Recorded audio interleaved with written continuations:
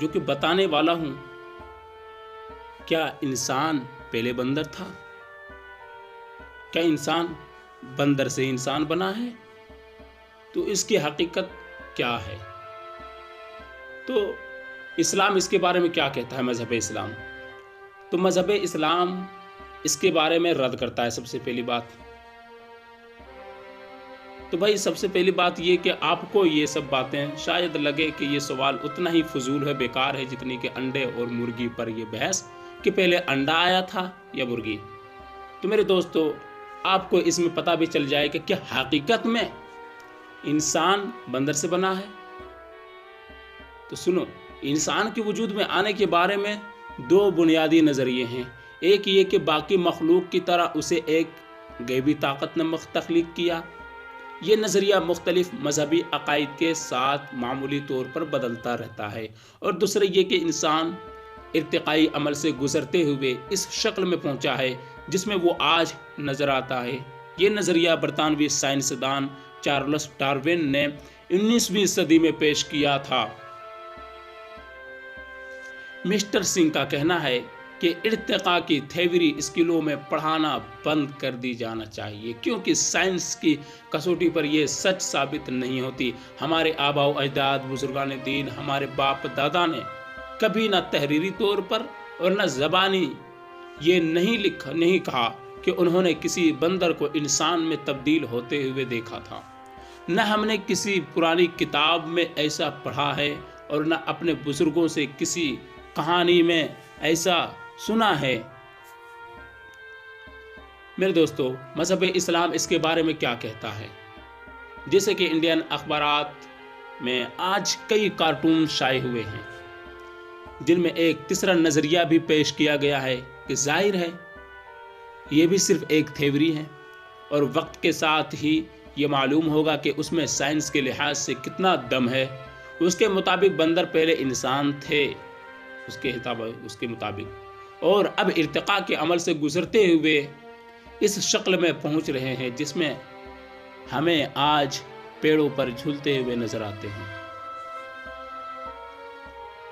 मेरे दोस्तों, ये बहुत संगीन मामला है, क्योंकि अगर आप किसी इंसान को बंदर कह दें तो वो बुरा मान जाता है, लेकिन अगर आप किसी बंदर को इंसान कहें तो जहाँ तक मुझे मालूम है उसे कोई ख़ास फ़र्क नहीं पड़ता। उसकी कई वजूहात हो सकती हैं, कई वजह हो सकती है कि क्यों बुरा नहीं मानता बंदर अगर इंसान कर दिया जाए, बंदर को इंसान कह दिया जाए। एक ये कि बंदर को मालूम है कि आगे चलकर उसे इंसान बनना है, इसलिए उसे ज़्यादा बुरा नहीं लगता, और इंसान को ये नहीं मालूम कि वो बंदर बनने वाला है, इसलिए वो बुरा मान जाता है। ये सिर्फ एक इब्तदाई थ्योरी है और उसे किसी निसाब की किताब में शामिल करने से पहले ज़रूरी है कि आप अच्छी तरह से सोच समझ लें, क्योंकि कभी किसी बंदर को इंसान बनते हुए किसी ने देखा नहीं है। मेरे दोस्तों, बुरा ना मानने की एक वजह यह भी हो सकती है कि बंदर को अगर इंसान कह दिया जाए तो क्यों बुरा नहीं मानता। तो एक वजह यह भी हो सकती है कि बंदरों में बर्दाश्त का मादा कहीं ज़्यादा होता हो। वो सोचते होंगे कि आप किस किस की ज़बान पकड़ेंगे, लोग तो कुछ ना कुछ कहते ही रहते हैं। तो मेरे दोस्तों, मजहब इस्लाम का कहना है कि इससे कोई ताल्लुक़ नहीं है, इंसान का बंदर से कोई ताल्लुक़ नहीं है। और जो ये कहा जाता है, जो ये कहते हैं कि इंसान बंदर से बना है, तो बिल्कुल ये जो है गलत है। गलत क्यों है? सत्यापाल जो है सिंह केमिस्ट्री में PhD हैं। जाहिर है कि जो बात आपने खुद ना देखी हो उस पर आसानी से यकीन नहीं करना चाहिए। और उनका सवाल दिलचस्प है भी। जहन दिमाग में ये सवाल तो उठता है कि जिस दिन उतने लाखों करोड़ों लोग बंदर से इंसान बन रहे थे तो कोई ऐनी शाहिद क्यों मौजूद नहीं था, कोई देखने वाला मौजूद क्यों नहीं था, किसी ने फोन पर वीडियो क्यों नहीं बनाई, क्यों न बनाई। जाहिर है कि ये बहुत गैर मामूली बात होगी। किसी ने फोटो क्यों नहीं बनाई कि इंसान बनते हुए। हालांकि یہ غلط نظریہ ہے۔ اگر بندر سے انسان بنتا تو ظاہر ہے کہ آج اتنے لاکھوں کروڑوں سے جب بن رہے تھے تو آج بھی بندر بنتا، آج بھی بندر سے انسان بنتے۔